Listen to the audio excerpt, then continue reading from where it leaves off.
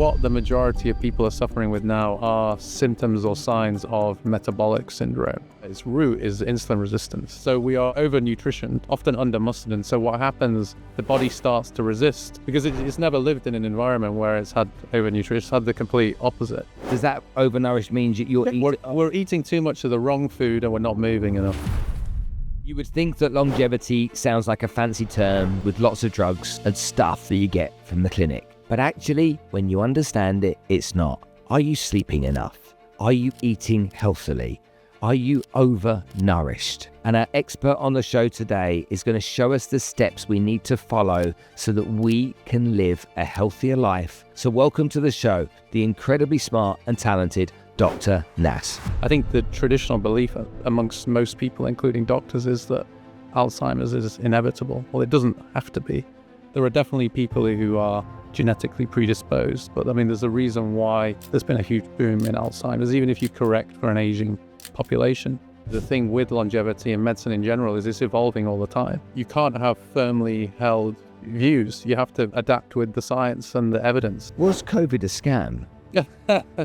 Well, how deep do you want to go into the conspiracies? I'm sure you're a theorist.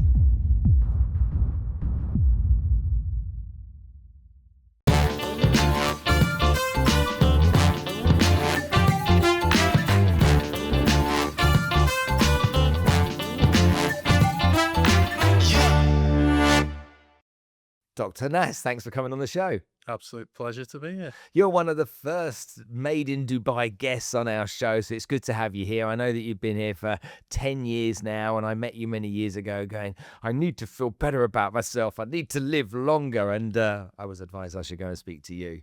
And I remember coming into your clinic and seeing you and sitting down. And I think after you got my blood test results there, you were kind. And I wasn't paid for you.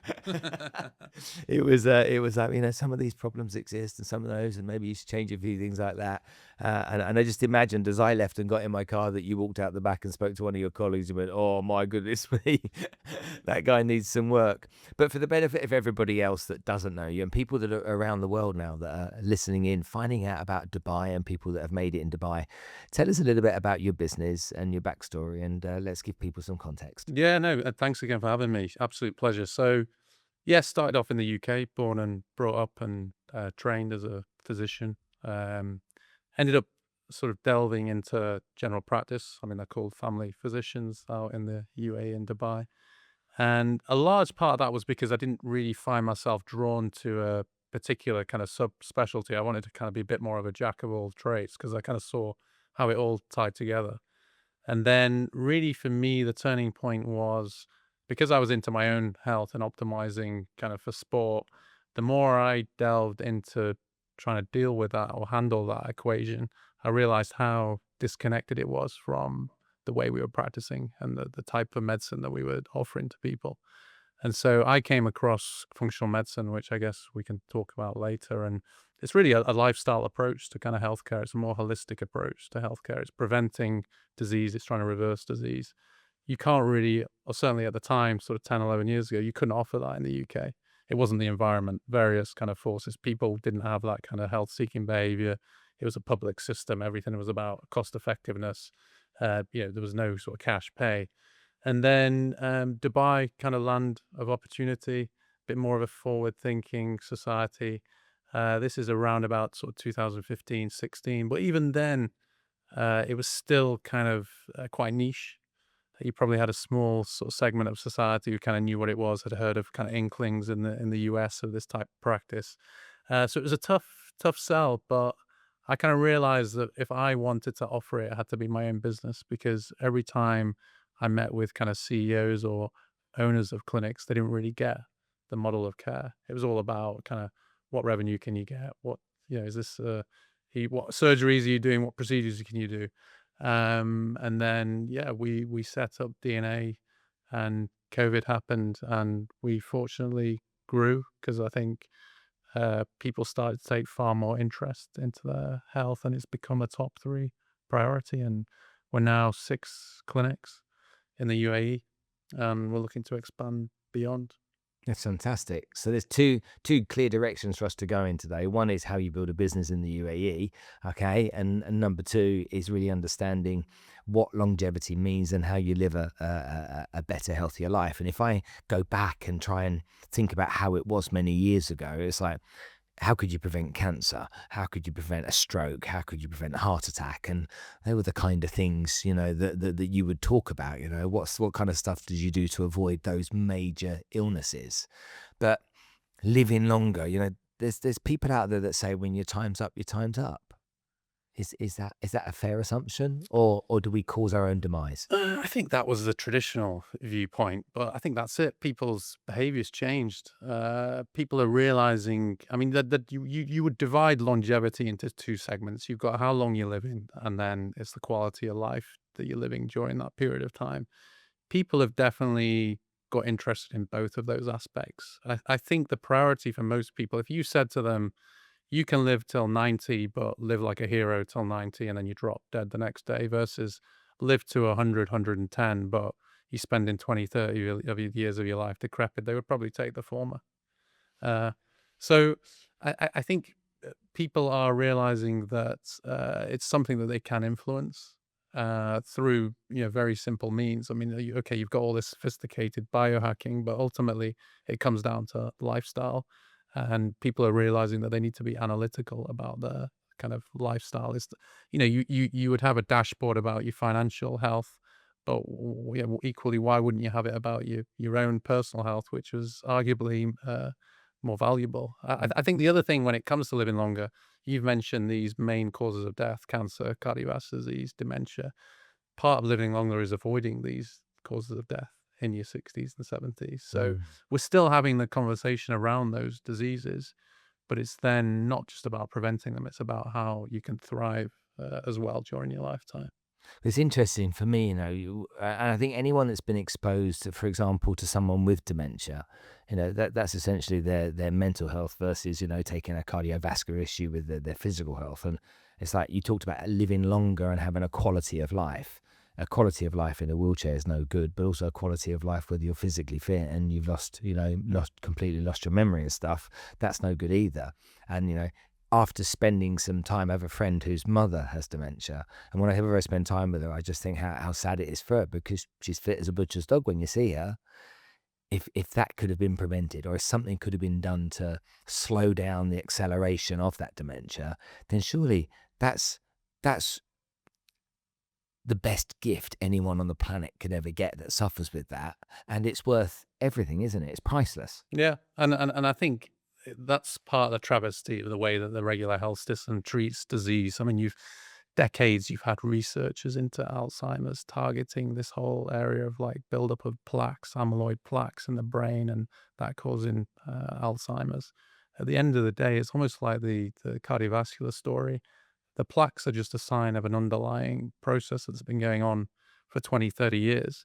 I think that the traditional belief amongst most people, including doctors, is that Alzheimer's is inevitable. Well, it doesn't have to be.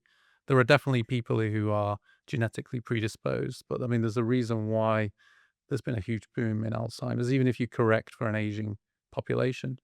Like a lot of these diseases, there's environmental factors that you can control, and we have the observational studies that tell us that if people with a genetic predisposition utilize a lifestyle compared to those who have a poor lifestyle, you see big drop off in cognitive decline.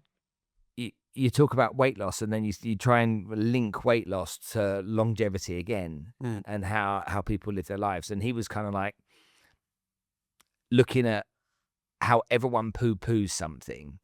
Like, so for example, whatever it's Ozempics and Manjaro and the other things. And he's like, well, they're not a bad thing. Yeah. He said if used in the right way, they're actually not a bad thing at all. And then I look at this and I say to myself, in this whole world of kind of like trying to understand your body and live a longer life, okay, do people get into it and then kind of don't have the ability to keep going? Because he said to me, I said, if you told a guy, one more cigarette, mate, and you're going to die of cancer, okay, surely that's a strong enough reason for someone to take massive action to never get involved in that again. Yeah. And he said, well, I have the data on that. And the data shows that if you were to say to 100 men, one more cigarette, mate, and you're going to get cancer, over 90 of them would still have the cigarette. And so as we've moved into this world of like trying to look after ourselves more, it's that have we got the staying power, the willpower to really lean into it, apart from going over that initial excitement and then keep it going? Yeah, but I think there's a self-selection bias. So it's the people with that mindset who kind of come to you who will generally sustain it. So it's still a very select. If you're taking that pure niche person who is relatively well in themselves, pretty health optimized already, but just wants to do whatever they can to live longer, they have they're a lot of the time they're successful people, and they're successful for a reason. They've just been able to sort of manage their time and everything, whereby they can just prioritize it. That's become a priority for them, and they'll see it through. So if you make that comparison in 10 years and you compare how it was 10 years ago, then through obviously what happened with COVID and now, and you make that 10-year difference. Huge difference. I mean, these people didn't hardly existed to start with. So you trying to find clients to focus on, working out how you lived a longer and healthier and happier life. We don't even need to find them. They'll come because there's so much wealth of information out there now that they know so much that they're the ones who are like, right, I need not a traditional physician. I need a physician who understands this, who has a grounding in kind of lifestyle, understands supplements, IVs, peptide. So they look for it. And because there's still not that many people who are executing it properly, okay, you've got these clinics, but it's just rebranding. It's very few people. And that's the struggle we have, I guess will come out one more scaling. Like it's finding, we've got 6 clinics. I can't sit in every clinic. I'm in one clinic. I need to make sure that they're at least doing kind of 80% of what I'm doing. And that's tough because there's no traditional training system for it. We've had to train them. You see the extreme guy, Brian Johnson. Yeah. And you obviously watch his documentary and the stuff around him and the content he creates. And a lot of people think that's really weird. Like a guy sells his stock in his tech company that he built. He sits there and he just works on himself for, I think it was a year or 2 years or whatever, spent millions to try and find the solution to anti-aging and living a longer life. When you watch that as an expert, what did you make of all of that? I think he's fascinating. I mean, okay, could 99.9% of people do what he's doing or need to do what he's doing? No. And I've met him in person. He's very open and honest. He'll still say that 95% of what he's doing and his longevity outcome is his lifestyle. But he's become like the poster child and as perfect N=1 experiment you can do to really understand how far you can push the boundaries. And I think the great thing about him is he doesn't need to make money. I mean, I guess ironically, he probably will with the products that he's released, but that's not his main motivational sort of driver. He genuinely has a passion and interest and is enjoying the process of seeing how far he can push in it. He's transparent with his data and his protocol. I mean, that's the even better part. So he's been actually a huge driver of the industry, not to the point where people are necessarily want to emulate exactly what he's doing, but he's become the kind of, as he called it, the blueprint. And do you think when people are looking into all this kind of stuff, and yes, there is a wealth of information out there, and it reminds me a little bit of how the internet started. It was kind of like we would get our information from the newspaper and books and television, and then the internet came along, and it was like, wow, I can get to the bottom of a few things here I couldn't before. And then there was so much information that it just became overwhelming. Once it was overwhelming, it actually destroyed the ability to learn, because who's telling the truth and who's not. And if you go back 20 years or whenever it was the internet started to be a thing, if somebody wrote something on the internet, it was true, and they say you would believe Google before you believed your mother. But now there's so much information out there on the internet, it's like, arguably, what is the truth? Well, and how often do you Google now? I don't think I even use Google anymore. It's ChatGPT, because it kind of cuts out a lot of that noise, and I guess Google's tried to kind of emulate that to some degree with their AI. But yeah, it's daunting. And I think, the other problem is that you've got a lot of these armchair kind of experts, or, even people on social media who have branded themselves on a certain viewpoint. And I think, the thing with longevity and medicine in general is it's evolving all the time. you can't have firmly held views. You have to adapt with the science and the evidence. And I'm talking about the real world evidence as well. So yeah, it's tough. And because you haven't got many trained up people in the field, you haven't got that kind of trustworthy reference point to kind of guide you through the system. But that's what people are hungry for. So I'll have a lot of people who come to me and they've got great protocols. They just need someone to kind of tick it off for them or refine that kind of 3% that they may not have thought about. Was COVID a scam? What? How deep do you want to go into the conspiracies? I'm sure you're Well, a theorist. A medical expert like you that understands way more than me. Um, I'm not going to go back to kind of my view of sort of the potential origins of it. Why not? Because I don't know. I honestly don't know the answer. I mean, I wouldn't, with all the theories that have been put out, I honestly wouldn't be surprised with anything. So I'm not one of these people who, again, is firmly in a camp where it definitely was a natural occurrence, right to the other end of the spectrum of, it was genetically engineered and coordinated to be released. Honestly, with what's going on in the world at the moment, any of it could be true. I think there was a very, very tough decisions to be made regarding, I guess, kind of, because it was a population level issue across the whole world. And I think the levels of people that were projected to potentially die. I think governments had a tough role and decision to make. We could potentially end up in anarchy. If you had dead bodies on the street, mortuaries full, and hospitals not able to cope, they had to kind of potentially model their response on that, even though it may have been 1 or 2% risk of it happening.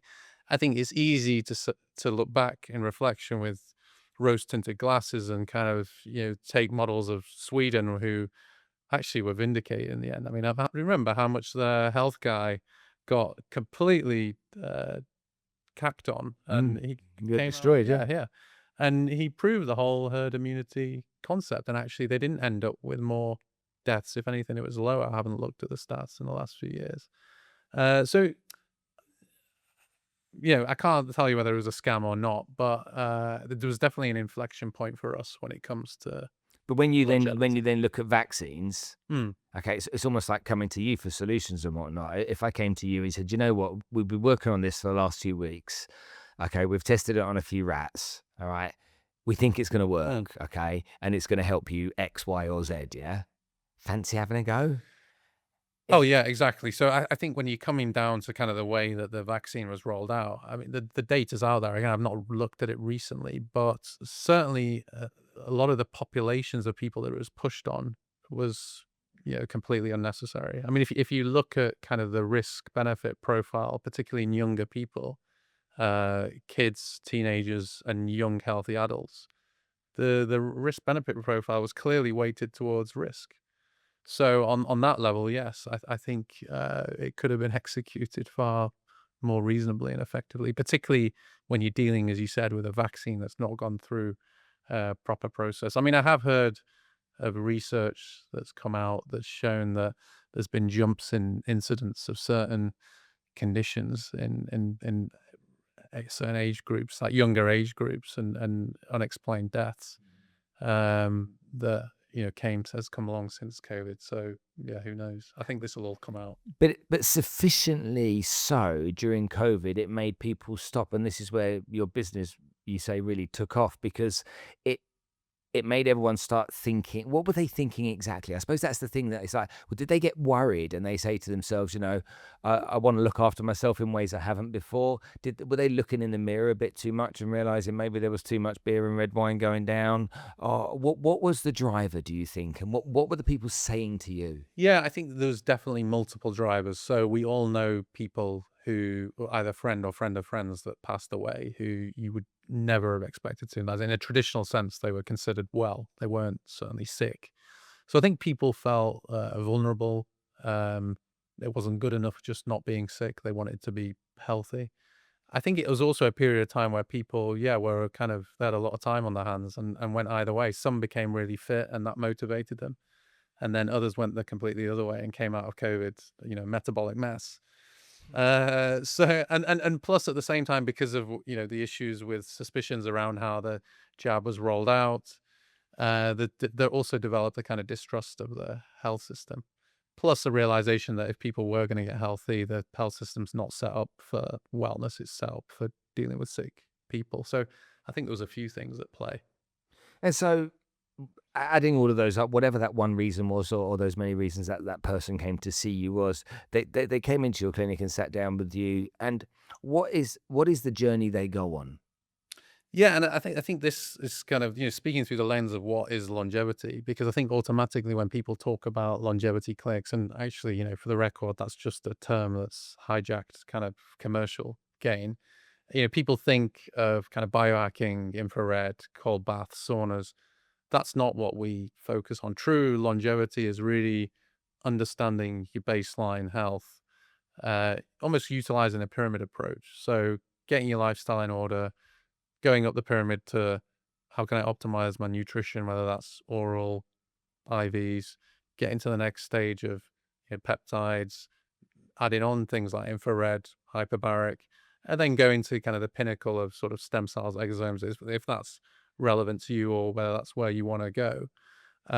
It's the non-sexy stuff. You've got to get that right. And again, coming back to Brian Johnson, it's 95% of what he's doing ultimately now.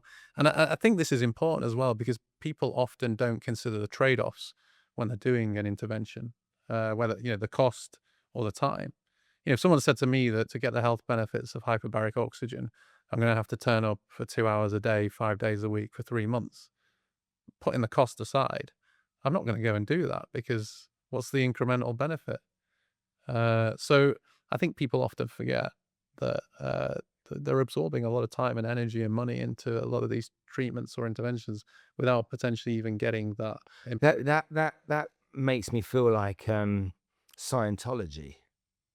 Because in Scientology, you start and you just end up spending more and more and more money as you move up the ladder to the kind of like the peak, hook. Yeah. the peak that Yeah. you can be, whatever it is at the top of that.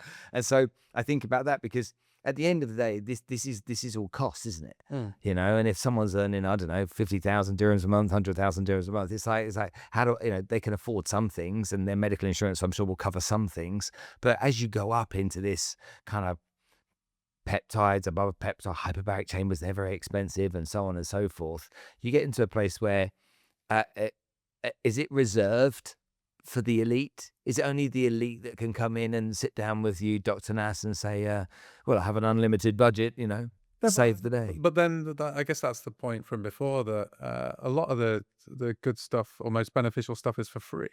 I mean, prioritizing 8 hours of good quality sleep is free. Trying to de-stress largely is free. Eating well, okay, there's definitely a marginal cost with that. Fasting is free. So a lot of these kind of interventions that are going to yield the greatest benefits aren't necessarily costly. I think it's often skewed, again, when people are focusing more on the biohacking side, which is probably yielding smaller results. That's when people start to think that it's reserved for the rich. You can enter at any tier.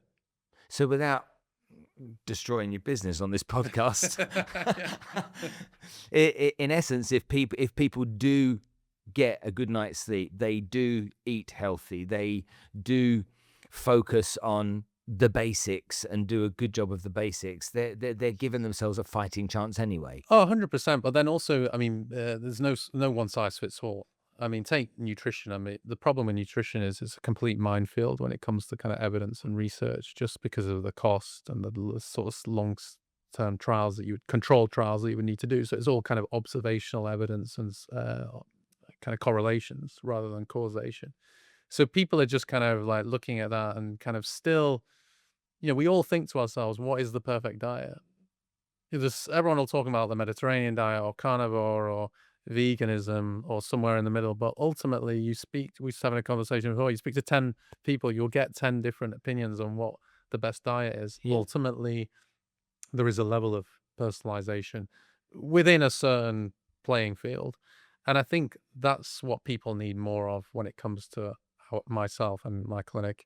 It's about getting proper sort of mechanistic scientific advice. And I think the other thing people neglect is the tracking.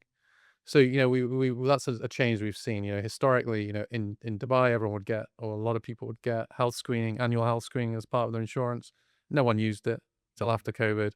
And then people started to use it. And then now there's been a trend in the last 2 or 3 years with more self-quantification through the continuous glucose monitors, the rings or the whoops. People are realizing actually there's a value to ongoing tracking. So more and more people now are coming back for their 3 month, 4 month, 6 month follow-up. Because what's the point in seeing the doctor once a year, following what he says for 3 months, falling off the bandwagon, and you're in the same place where you started? Yeah. People are just being a lot more precise and analytical, and they need advocates through the system. Because let's take a prime example. You hear a lot of people saying that eating cholesterol doesn't cause cardiovascular disease. For a lot of people, that's true, but there's definitely a significant proportion of people where when they eat a lot of saturated fat, the LDL cholesterol, LDL particle number goes up, and they are at a higher risk of cardiovascular disease. And as a general rule, I would say that these people you hear, particularly on social media, who speak in absolutes, don't fully understand the science, because what's right for me isn't necessarily right for you. Don't get me wrong, there is a finite amount of variables within each. Sorry, there are a finite amount of variables within each area, but understanding what suits that individual requires skill and tracking. Well, hold on a minute. You got these guys out there that are promoting vitamins in many different ways, and you've got these different brands out there that social media influencers are saying you take this and giving a sales pitch around it. So you shouldn't be listening to those people. You should be literally going and sitting down with you and getting a tailored menu of the things that you should be consuming, if anything at all. Yeah. Completely, yeah. Yeah. Yeah. Okay. So let's add this to the whole insurance industry. So I find this quite fascinating. I own an insurance brokerage. We're medical insurance brokers, and at the end of the day, medical insurance premiums go up every year. They go up between 10 and 20% on average. A lot of companies have more and more claims every year on their insurance. The hospitals are rubbing their hands together the moment any member of staff goes in there, knowing that they're going to cause pain for the insurance company. And lo and behold, you go in with a runny nose, you come out with an X-ray, an MRI, and a bag full of medicine that's fit for the front lines at World War II. Doing what you do helps people live a healthier life. If you're living a healthier life, you're less likely to go to the hospital because you get sick less. Agreed? Yeah. And if you go to the hospital less, then that means there's less cost from the hospital, which means the insurance company can essentially make more money, be more profitable, and potentially then reduce and still be profitable, reduce the premium every year of that company and still be profitable. So why has that tie-up not happened, where they've gone, you, Dr. Nas, or whoever does what you do, every employee from this company has to come and have a consultation with you? Because surely there must be a mechanism to make what you do more beneficial, hence better for the insurance company, better for the employer, less days off sick, okay, and push back these huge bills that the hospital runs up. Because that's too sensible. Again, lots of forces at play. I think from the insurance side, the issue is that with prevention, it's largely perceived to be you're waiting for longer term outcomes to yield that benefit. And in this country, well, I guess it's probably the same internationally, you're insuring a life for a year. So you're not going to see that cost benefit in such a short space of time. I think on the health-seeking behavior side, so the patient, they wouldn't want that restriction. You would never sell that policy. People like the freedom of being able to go where they want to go. So unless there is a regulation, like, say, for example, a system like the UK, where you've got your your entry system through your GP to the wider system, that's just not going to happen. I think from the hospitals, well, there's no incentive, obviously, from the hospital side, unless insurers start reimbursing the hospitals based on set fees for certain conditions and penalizing them if they're, overcharging. So I think there's issues on all three sides ultimately. But if we get past the fluff and start looking at it seriously, if you and I owned an insurance company, we would want to make sure whatever premium we were charging, okay, was profitable, number one. Number two, we'd want to make sure that our customers came back and renewed with us. And the way that we're going to do that is by making it cost effective for them to do so. And so as a business, we've got to look at the best way we possibly can to make sure, let's say Alex over there is our corporate client. Alex comes back year after year. Yeah. So surely looking at the health of every member of that scheme when they get started, maybe in not as comprehensive way as maybe you do it, but still done, would be commercially sensible. Yeah, and there are models of it, particularly in the US, where it has been a success. Just the levers and drivers just probably haven't been there for the people to execute that kind of system. I mean, I think from what I've seen, some insurers are trying to do that, and I think they were trying to do it with telemedicine. But the problem, telemedicine is it's only as good as the person, again, kind of staffing it or gatekeeping. If you've got someone sat there who's just, you've got set criteria. Yeah, well, yeah. And but also the strict criteria probably in terms of thresholds of what you can manage and what, red flag and needs to go into hospital.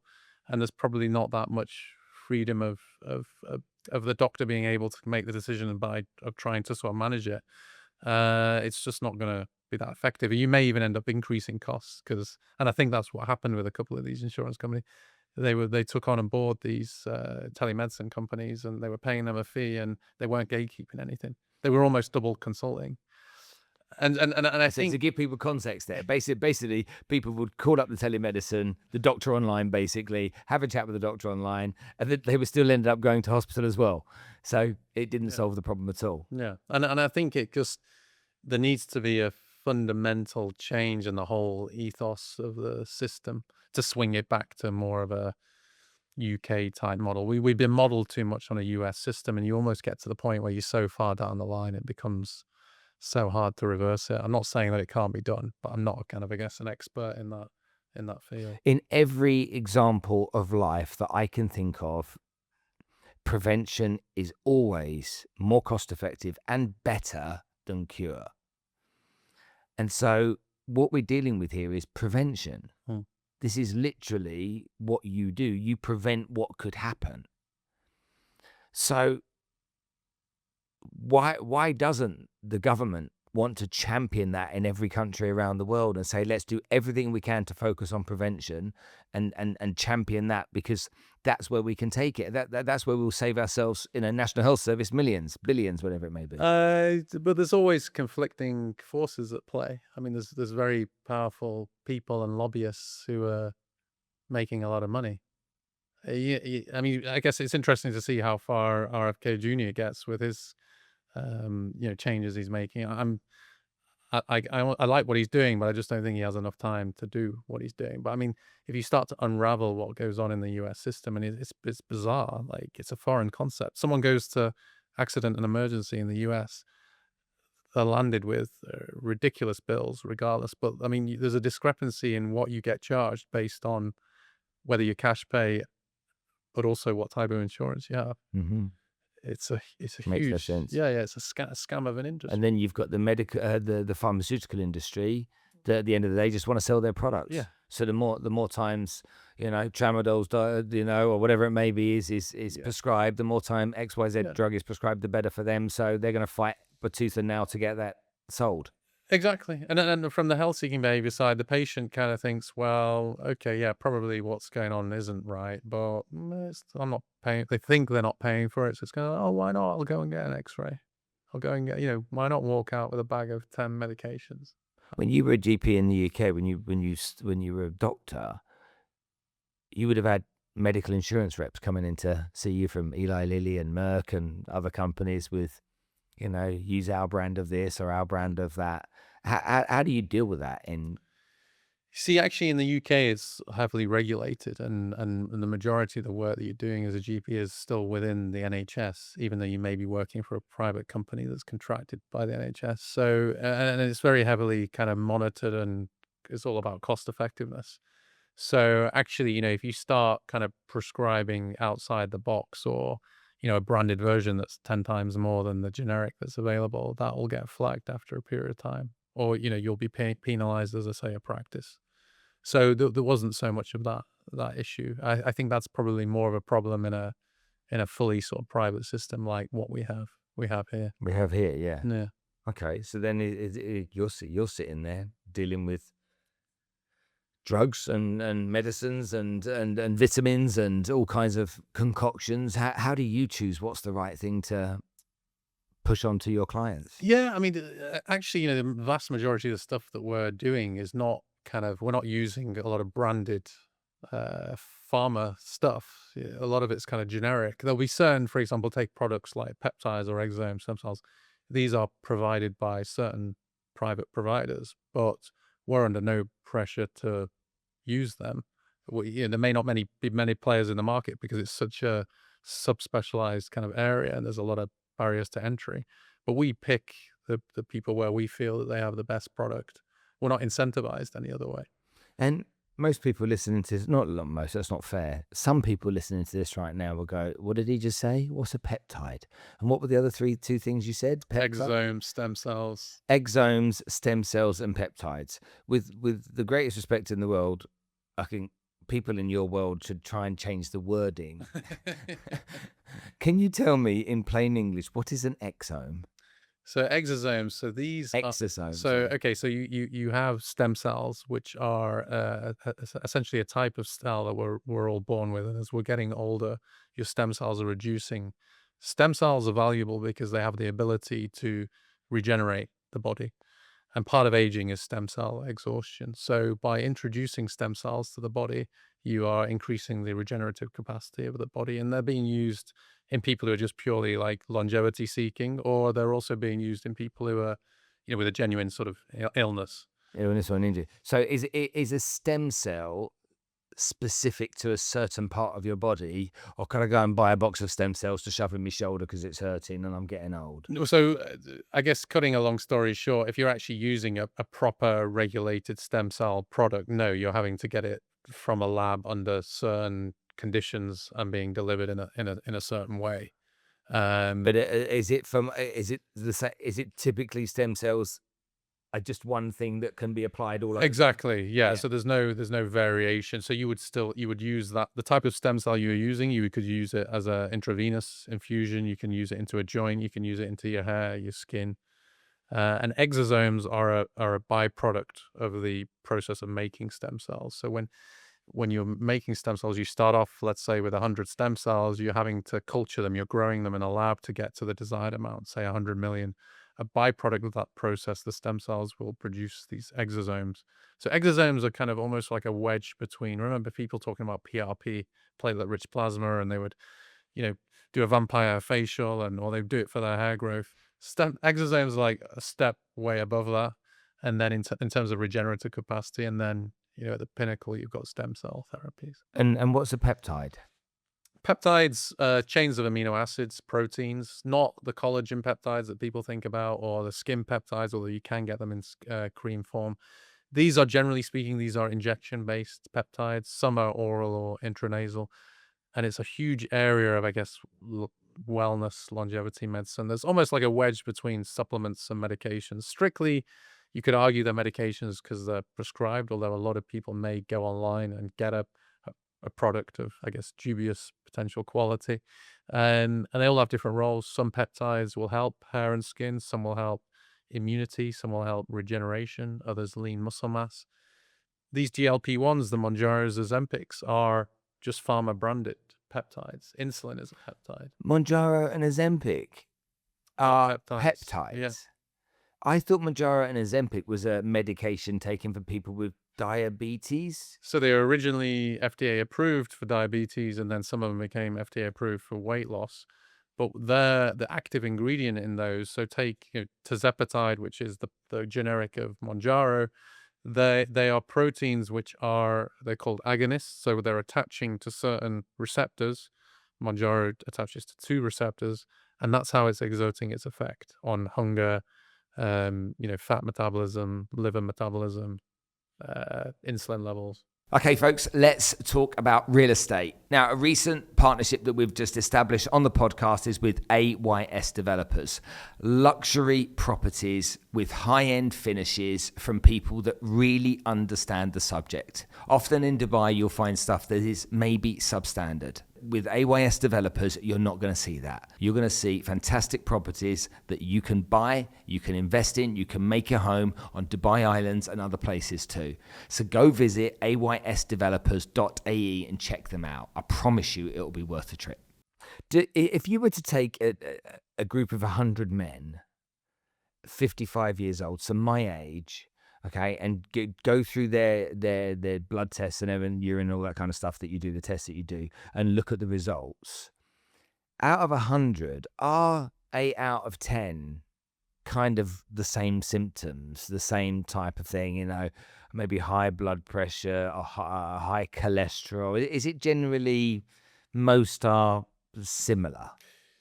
So that's a very good question. And so the root of their illness is very similar. So what the majority of people are suffering with now are symptoms or signs of metabolic syndrome.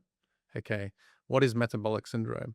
It's essentially, its root is insulin resistance. So we're over nutritioned, often under muscle, but we're over nutritioned. And so what happens, the body starts to resist because it's never lived in an environment where it's had over nutrition. It's had the complete opposite. And so you develop what's called insulin resistance. And then insulin resistance just means that your body is having to produce higher levels of insulin to control sugar. You're probably thinking, well, how does that extend to everything else?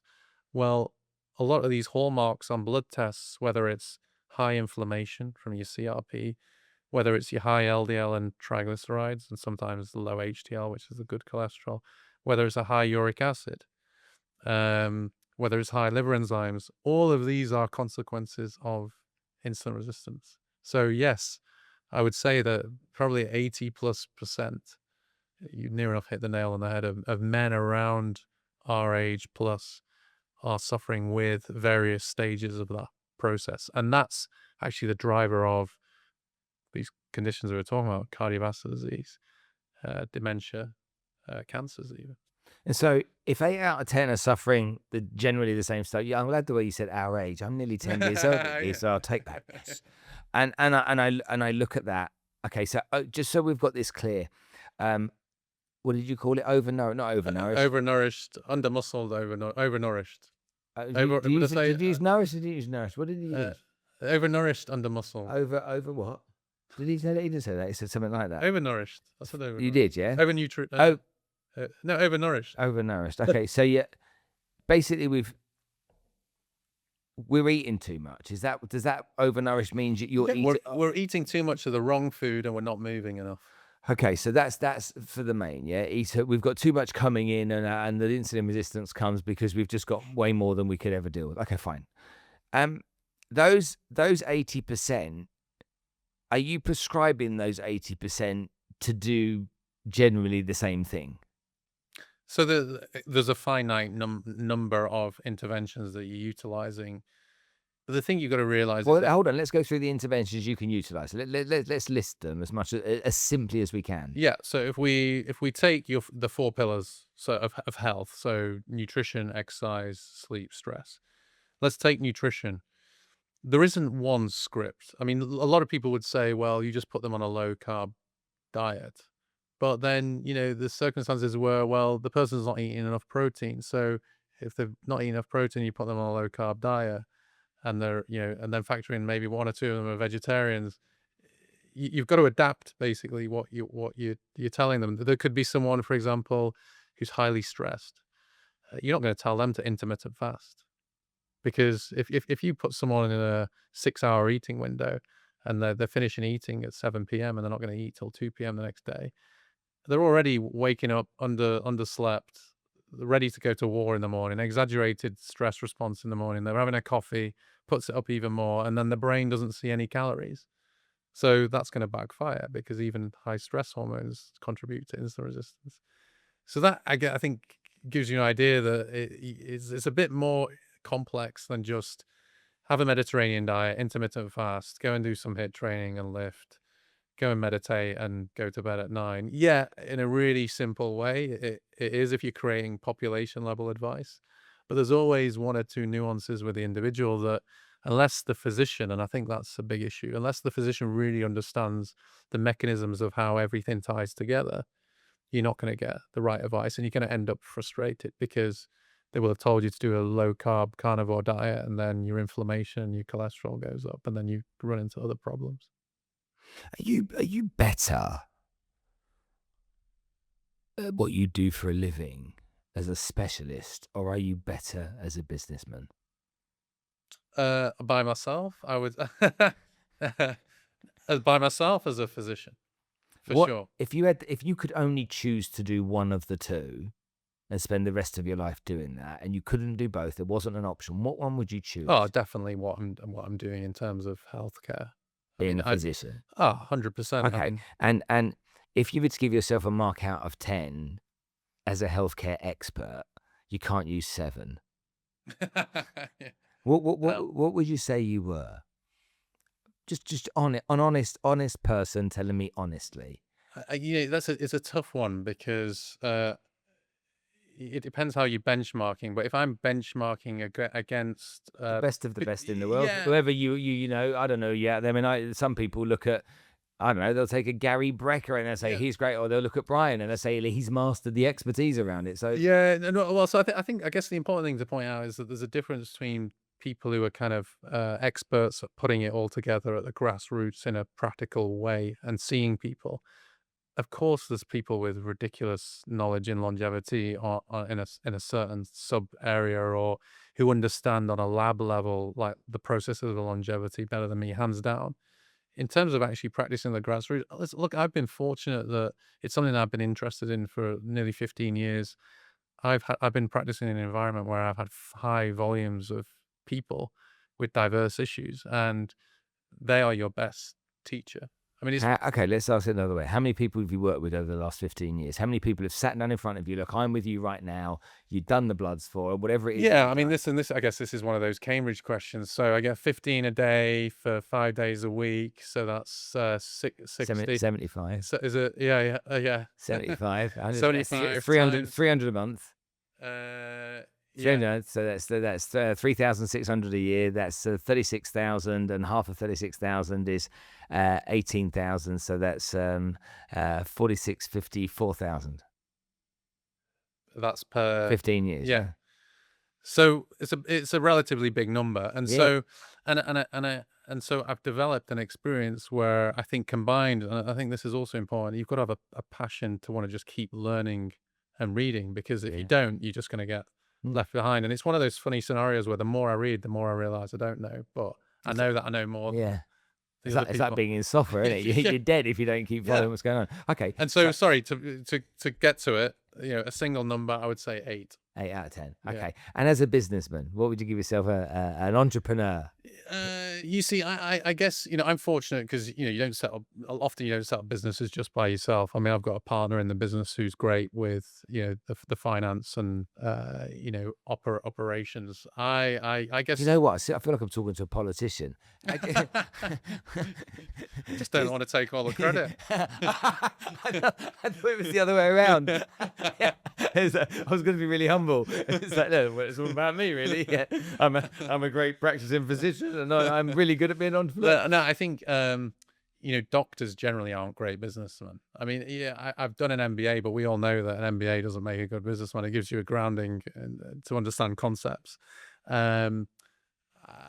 I believe I have the ideas in terms of sort of necessarily executing it in a way that would be a scalable business. That's not something that I would be able to do by. Is your by myself. partner a physician as well? No, non-physician. So he Okay. comes from a banking background. Okay, great. So he brings the business skills. You bring Yeah. the professional. Okay, right, got it. So let's then look at you as a business person with your partner. You started DNA 10 years ago. I remember. I know exactly where it was. I went in there. So for people that know the UAE, Al Casa Hotel, the hotel that's down by the Madinat, where you go into the hotel and there's the horses up the hill, the golden horses. If you've ever been there, you'll know it. Just before the golden horses, on the left-hand side, was this beautiful, very pretty clinic, okay, that you'd go in. So I remember it well. When you first started that clinic, what level of confidence did you have in yourself to build a business? Or was it a bit kind of bum twitchy, nervy in the early days where you're like, I don't know if this is going to work? And how many moments did you have in that first year, first 18 months where you thought, I'm not sure we're going to get there? Oh, all the time. I mean, constantly bum clenching. I mean, to the point where, yeah, I mean, you didn't know whether you were able to take a decent salary out of the company for the first year or two, because whilst we knew what we were doing and we knew that it's what people needed, it wasn't necessarily at the time when people realized that it's what they wanted. Uh, and so, yeah, for the first sort of couple of years, I mean, as any new business, you make mistakes, you learn from those mistakes, you gradually realize what the customer wants. I mean, we're no different to any other sector. We're selling a product that's trying to provide solutions for people. People just want it in a seamless way, delivered by people that they can trust and who care about them. Hmm. And I think that's what a lot of these clinics that are coming into the market relatively recently don't realize. They just think, right, I've got a great brand, I know how to market, and that's really important. That's a huge, as you know, it's a massive part of the business. But fine, that might acquire the customer, but they're not going to keep the customer because we've got pretty smart clients and they know when you're desperate to sell or you don't know, you're not selling a particularly good product. And we see that. I mean, we have the type of client where they'll just go and try one or two of the other new places. They'll always come back because they'll just come back with a, great looking app, but is it solving a problem? Well, when you look at that, if you went back and started again with what you know now, and you had all of this experience, you back 10 years ago, all this knowledge, and you're just sitting there ready to start, what would you do differently? You see, having said what I've said, I actually think it was more a timing issue for a lot of it, because I think whilst, a lot of these things, sort of hard work and, effort, a lot of it is, there's some luck in timing ultimately. I mean, if we'd come along a year or two earlier, we may not have survived. Whereas we're fortunate that we came then when we did, because we've built up a legacy of clients over the years. I wouldn't set up, I'd, I'd think twice about setting up DNA now, because it's such a crowded market and health is such a product that's built on trust. You've got at least a year, 2 years of burning cash that you potentially not got before you actually develop that clientele and profitability. So coming back to your question, what would I have done different? Um, Listen, we did what we needed to do to survive, and we evolved. So there's always things you could have done better. I think probably what we did was we scaled up probably before we standardized practice.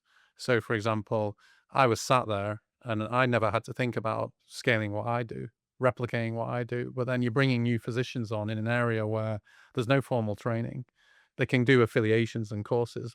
It's a little bit like an MBA, but unless you're practicing and doing it, you're not actually offering a quality product or know what you're doing. So it took probably a year for me to realize we can't grow this company with physicians offering different services and different products. We have to standardize that service. And so we've spent the last kind of 3-4 years in training ultimately, because you're getting physicians and aren't necessarily, they've not been doing it for 10 years, because if they were, they would have their own clinic Mm. a lot of the time. Or, you've got people who potentially will stay with you, take your USP and leave after 2 or 3 years. So we've kind of hired people where we feel that there's the potential, they've got some grounding, and we train them up. I would have just started that process earlier. Talk to me about selling your services to different nationalities. When you first start, I mean, typically being British, you're going to attract naturally people Yeah. that are British. If you were French, I'm sure the French community would grab hold of you. But when you see the evolution over the last 10 years, have you seen a steady increase or a dramatic increase from Indians, Pakistanis, Arab nations, that you didn't see at the first, or were they pioneers for you? I think the type of, well, the behavior of people has changed, but I think also the type of the population. So you had a lot more since COVID, sort of Western expats moving in who have probably been a bit more familiar with these sorts of practices. So that was probably the big bulk of what I was seeing. But now again, because of the focus on wellness in Dubai, the availability of podcasts and information that's accessible, it's transcending all ethnicities and geographies. I mean, you can definitely kind of stereotype, and there'll be certain ethnicities that probably want a bit more of a quicker fix. But I think that's also just a sort of education evolution of the kind of educational process. And talk to me about this country for rules and regulations that protect essentially the client, the patient, the consumer, whatever title you want to give it. As is it challenging to navigate? Are we in a country where the standards here are as high as they are in the West, or is it possible to make and take shortcuts? Listen, I think the tricky thing you've got in this health system is that the most of the people who are working in the system they're not homegrown. People have come from all parts of the world through different educational systems. I'm fortunate that, the UK, probably the oldest medical schools, oldest general practice system.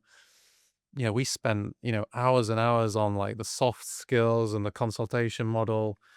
And I think about how useful that is today. I mean, I think a lot of communication is just kind of nature and early nurture. I think there's some people you can't teach, but you think that there's some people who've come from systems where they haven't had that level of training, nor the focus on, I guess, ethical practice. So there is definitely a huge variation in the quality of practice, and the regulators trying to do a good job. But unless you've got people on the ground who are kind of really going in at the grassroots and seeing what's going on, it's tricky to regulate. And so a lot of it comes down to the person who's kind of coming to take the service, the patient, ultimately, to really kind of suss out whether the person they're seeing is genuine, they know their product, and they're using the right products. We're fortunate here because there's a lot of things that we can do that you can't do in other systems. So a growing part of our business is health tourism. Take those products. I was just about to ask that question. Yeah. Medical tourism, yeah. Well, so I think it was a lot of chat and fluff before, but I think now again with this transition in our sector, because those products we were speaking about before, you can't do them in many other countries. In the UK, you can't get practitioners prescribing these things. Australia, even onshore US. And because of where we are in the world, we have a lot of clients flying from Europe, Africa, Asia to use these services. So we're lucky in that sense as well. So will we eventually here in Dubai have all those people that are going to Turkey for new teeth and hair coming here? Well, I think that the headbands. That's I guess a cost play ultimately, and I think Dubai for clinics to be profitable, they will never go to that.